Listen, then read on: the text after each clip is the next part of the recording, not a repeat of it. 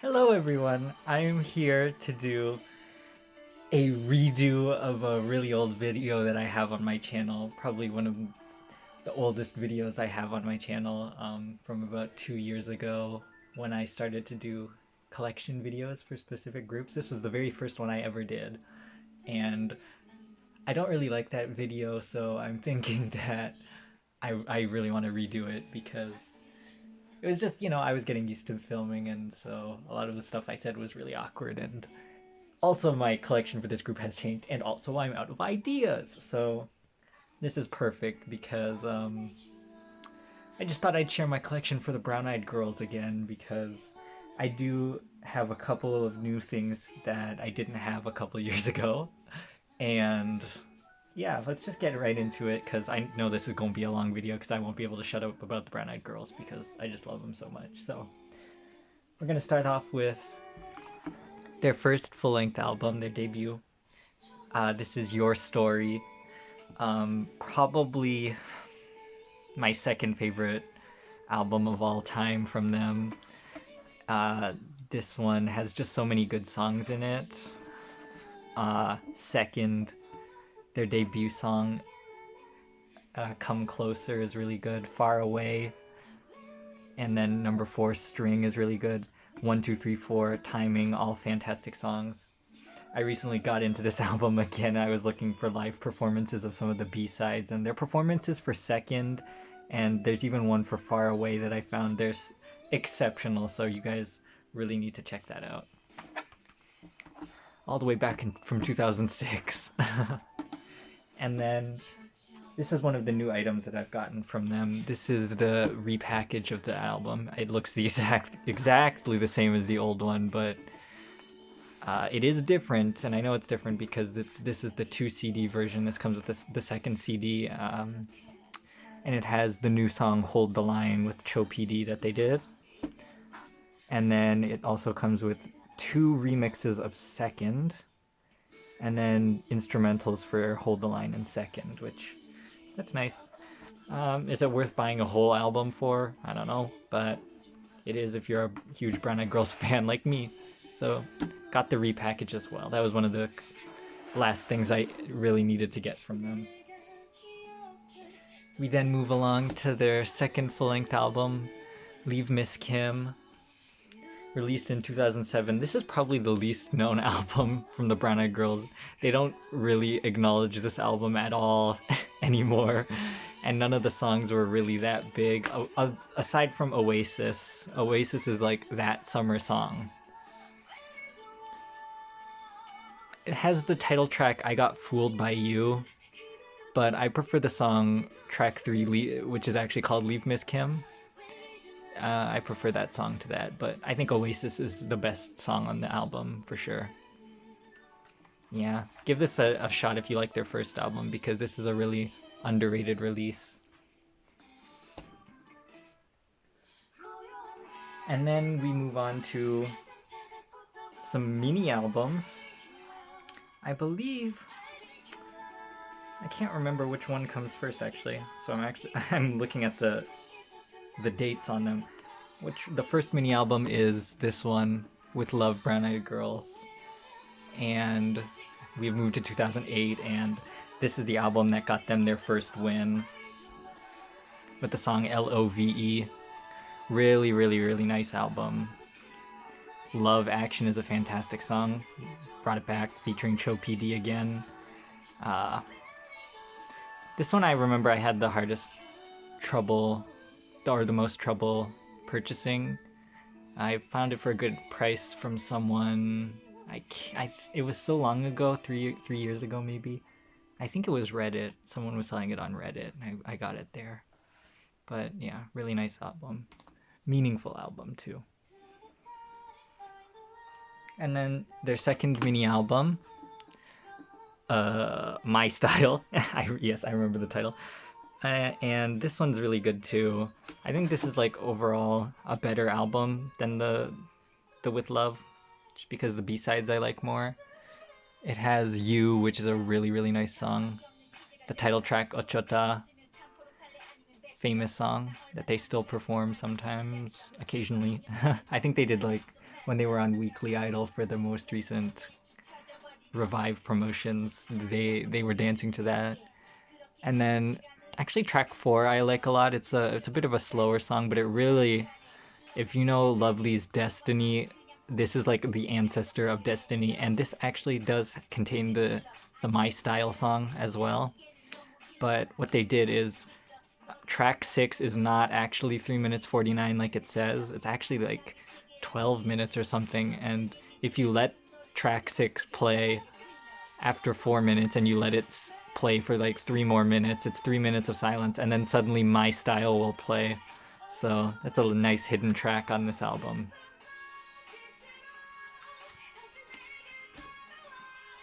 And then next release would be the hit album Sound G. Probably actually my least favorite album from them, just because I'm not super into this sort of dirty electronic sound that they were doing. I much prefer their R&B stuff or their more modern stuff, but hey, you know what? This paid the bills. This got them their popularity cemented. Abracadabra, who doesn't know Abracadabra? New fans know Abracadabra. Old fans know Abracadabra. Your grandparents know Abracadabra. They don't even like K-pop and they know Abracadabra. But this is both the original album and the repackage in one, because what they did is... It's been so long since I've opened this. This is Sound G, what it originally looks like. All you get is the 2 discs, 1 disc of tracks, and then the remixes and the photo book. And then the repackage is actually just this. They give you the case so you can put your original Sound G in it, as well as the 3rd disc and the small photo book for the Sign song. And then this one, I think it's called Drunk on Sleep. That's a really good song as well. I actually prefer these 2 songs to the entirety of the Sound G album. That's how non-memorable that this is for me. Like, Candyman's alright. Abracadabra's okay. I never actually like listen to Abracadabra, like, because I want to. It's just something that happens. And then the remixes are underwhelming, to say the least. Yeah, I don't ever listen to the remixes, but still, a must own. I love the repack. The repack really saves this album for me. Sign is a fantastic song. And then we've got this unknown album right here, Festa on Ice 2010. This was, I don't exactly know the reason for it, but every year there's a Korean ice skating competition, and they usually have some popular singers do the soundtrack for their dance, for them to do the choreography to. And then in 2010, I guess Brown Eyed Girls was pretty popular, so they went with them. So you've got Magic and Jump, 2 songs that I think were done especially for the choreo for the ice skater, which is really interesting. And then a remix of Abracadabra. I've never actually watched the performance to check, but it does come with these people.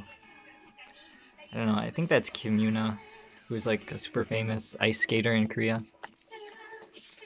Yeah, probably not a necessary item in your collection if you're not a hardcore Brown Eyed Girls fan. Pretty forgettable, but you know, I bought it. Wasn't too expensive. It was like $10 or something probably. I wouldn't have spent more on that. Then we've got the 4th full-length album, Sixth Sense. Fantastic album. Horrendous packaging, I will say. I really hate this packaging. It is weirdly tall, and why does it need to be weirdly tall if this is what's in it? This like paperback, sucky photo book like this, like what? Come on. And then like there's foam here, and then I just don't like the packaging at all, but the album is just fantastic. Hot Shot, underrated song. Vendetta is really nice as well.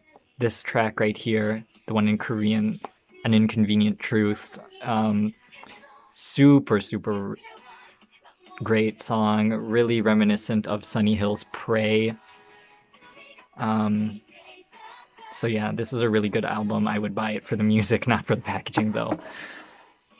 But there's no reason to get that album if you can find this gigantic thing right here, which is the repackage, the Sixth Sense repackaged special edition cleansing cream. This thing is gigantic. It's got so many goodies in here.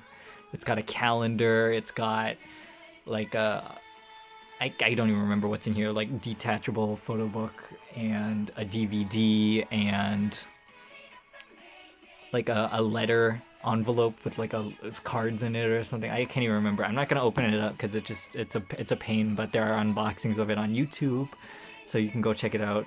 This is a really expensive album. But if you can find it for a decent price, which I would think is like $40, $50, definitely go ahead and pick it up because this is like, you will not be disappointed with this. This is like, it's like a velvety cover, something like that. So yeah, really nice album. But if you can't find this, the regular version of Sixth Sense is pretty good because I think the only extra song that this comes with is Cleansing Cream. I have not opened this in so long just because it's like a pain to like remove this strip and then put it back on and then get all the goodies in order, but you know, it's really good. Really happy to own that album. And then their next release was the 5th full-length album, Black Box. Had the title track Kill Bill. Honestly, this is not one of my top albums, just because the B-sides weren't really my thing. Recipe is good though. Recipe is really nice song, but I think I'm gonna probably have to give this another listen through because I don't ever listen to the B-sides, but they're probably good and I'm just forgetting. Because I don't listen to this very often, but Kill Bill is a fantastic song. That is the Mirio rap that we have to live up to, that she has to keep trying to match, because that is just a fantastic rap that she has in that song, and the music video is amazing. I haven't even watched Kill Bill, the movie, and it's still a well shot, well directed, well done performance by them. And signed by the ladies, the Brown-Eyed Women, signed by them. I believe I have a second copy, but I'm going to sell it because I have this. And then, probably one of the favorite items in my collection, we have Brown-Eyed Girls' Special Moments, their best of mega collection, I will call it, released in 2014. This was released, fun fact, at a time when all of the Brown-Eyed Girls were not under the same company. I believe 3 of them were under Nega Network, but Gan was under A-Pop, and yet they still got together and released this Special Moments album, and there was even a new song on it, which I have come around to recently, very recently. Track number 1, Hush, underrated song. I hadn't even liked it for the longest time, but I re-listened to it and I was like, oh, this a bop. It's real nice. And it's got like so many songs, 30 songs on 2 discs. If you're gonna get one item from the Brown-Eyed Girls, make it this item. It's got for their hits all the way from Your Story to Black Box, from the 1st to 5th albums on here. Their best hits, plus songs that were not on these albums, like Must Have Friends, Must Have Love, I also think is on this album. Yeah, right here with the SG Wannabe guy. That is an album I still need to get. Gain and one of the members of SG Wannabe, I think Youngjun from SG Wannabe, they released Must Have Love or Must Have Friends, one of those, and I still need to get the physical for that. Along with Jaya's collaboration with Youngji from Sia. But that's for another time when I can actually find them. And then here, the best full-length album ever to come out in K-pop. The 6th full-length album, Basic. This album is anything but basic.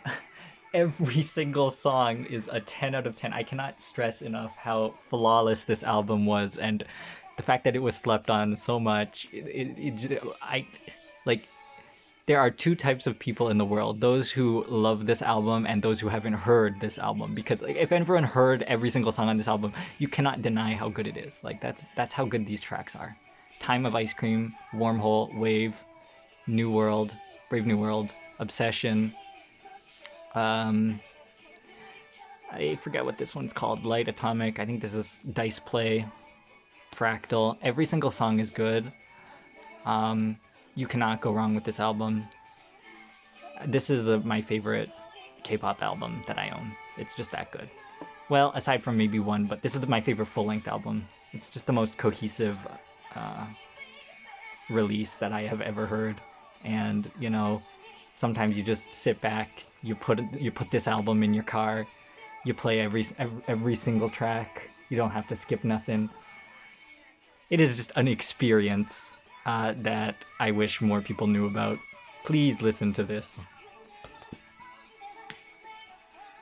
And then we have the long-awaited new release from them that I know I am super happy that finally happened. We waited 4 years for this, but here is the 7th, that's right, 7th full-length album, Revive. And this is a cover album. You know, we're gonna get the elephant out of the room, or whatever that saying is. We have to talk about the elephant in the room. This is a cover album, but it's still good. I won't say this is as good as their original music. I was waiting for original music for 4 years. There was nothing in between Basic, which they released in 2015, and Revive that they released in 2019. We had 0 group music from them, when they had been putting out at least one song a year from 2006 to 2015. So we went 4 years without anything, and then to come back in 2019 with a cover album, it would be a lie to say it wasn't a disappointment, but to be honest with you, I didn't know these songs. Like, no K-pop fan knew the songs they were covering, really. Aside from maybe, like, one, like, Jung-hwa's Invitation, which Mirio did, but it's totally different song. Because she's, like, rapping instead of the regular version. So, like, am I really upset? Not really, because like the music is still new to me. Like I knew the Jung-hwa song just because Jung-hwa is a legend, but like the title track, I had never heard Wonder Woman or Abandoned before, so it was still really nice. I know that I said in my unboxing of this album that I didn't really love Abandoned and I was more a fan of Wonder Woman, but I think I'm changing my mind with this. I think I'm more leaning towards Abandoned over Wonder Woman, because the more I thought about it, it really brought me back to that 2006 Brown Eyed Girls feel that I really loved. Their Come Closer days. It was just like a really strong ballad. They were all standing, like, you know, that R&B stance. It had the Mirio rap that we all needed. So really happy that after 4 years we got a new release from them. 7 full-length albums, your faves could never. And then they did release Snowman in 2020, I think. I guess it was 2020, like the very beginning of 2020, and that song is fantastic. If we had just gotten a full-length album of songs like Snowman, though, that would have been so good. And then for this one miscellaneous item, I have a Japanese version of Sound Chi. This is like probably the cheapest version, I don't know.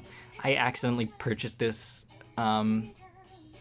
when trying to order the Korean press on Amazon, and then they gave me this instead, so, you know, whatever, I kept it. It was only $7. So, yeah. I don't think it has any Japanese songs on it. I think it just has the tracks from Sound G on here. I don't know why it needed to be a Japanese release if it's literally the exact same thing, but whatever. And then going on to solo releases. The first member to debut solo was Narsha. This is a fantastic album. I think it's just called Narsha. Bidi Bapa is kind of a meme, but at the same time it's fantastic. I love that song. You will catch me singing along to that song at full volume. I just love that song so much. It's so good. Everyone like makes jokes like Narsha was like 60 years ahead of her time. If that song was released in 2050, it would have been a big hit. But yet It was really good. I loved the song. I loved the dance. I love the outfits. Really underrated release. And then we have her digital single for Mamma Mia that she did with Sunny Hill. I will be honest, I mostly bought this because it's Sunny Hill related, but the fact that it's Narsha also, you know, that's just a bonus. It's a promo item because this was never released physically. I don't really have much to say about this. I love this song as well. Just, you know, had Sunny Hill, my favorite group, had Narsha, got to pick it up. Next member to debut solo was Guyan. So we've got her debut, Step 2-4, had Irreversible on it, hit #1 on the charts, CD plus DVD album. Don't have too much to say about it. I remember that 2 of the songs sound really, really similar though. That's all I have to say about this album. This one might not be in order because I don't really remember the order of Guyan's releases, but we have Talk About S, which I'm assuming is her second release, but this one had Bloom in it, won her #1. Bloom, the provocative concept we all need. Brown Eyed Girls always pushing the boundaries, and as soloists they are doing the same, and I love that about them. They are not afraid to just do what they want to do, and it really shows with their solo releases especially. It did a little bit with Sixth Sense. You could really tell that was like a powerful message song, type of song, but this one too. Then we've got Romantic Spring, which is her duet album with this man I cannot ever remember. Yeah, I'm sorry, HW, whatever your full name is, I can't ever remember it, but Brunch I've been coming around to recently in the past couple of years, and also Sway. Sway is a fantastic song that I'm pretty sure I'm the only person on earth who listens to Sway by Guyan on a regular basis, but really one of probably my favorite, that's not true, but my second favorite Guyan song of all time is Sway, so give that a listen. Really got like a Michael Bublé kind of feel, honestly, but like in the best possible way. Yeah, Sway is a fantastic song. We have Hawa. I don't know if I'm doing this out of order or not, but this is an album that must be listened to in completion. Like, it's just so heavily story-based and concept-based that you have to listen to every single song from Apple to Guilty in order, no skipping, or else you're ruining the experience, in my opinion. I really like Apple, despite the fact that I don't like Jay Park.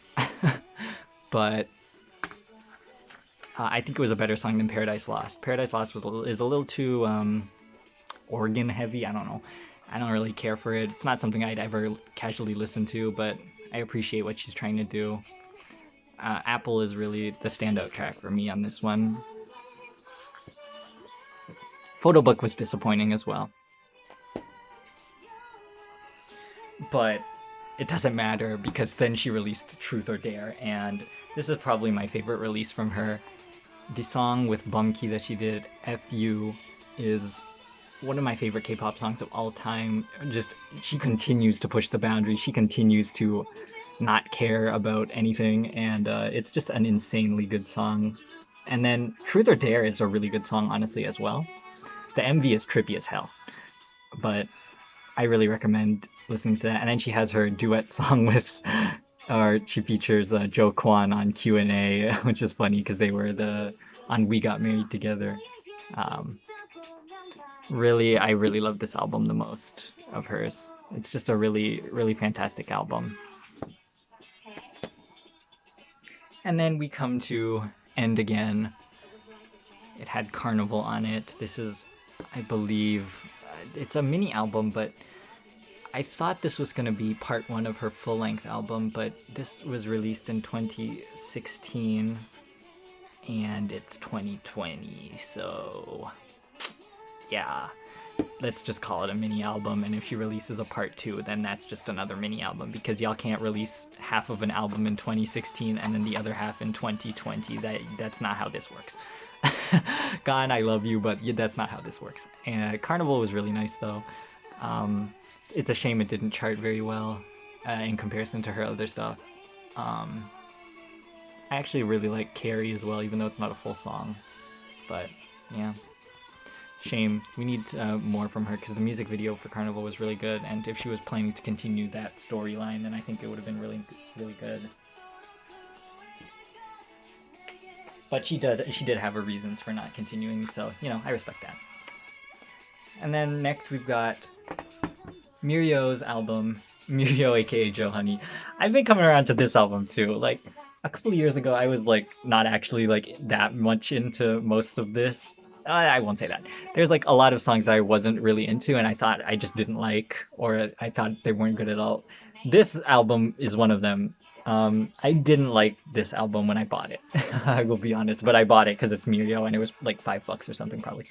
Um, but after re-listening to this album like a few months ago, these songs are quite good. Like I think I was basing it on Dirty because I still am not the hugest fan of Dirty, but um, Revenger is a really good song.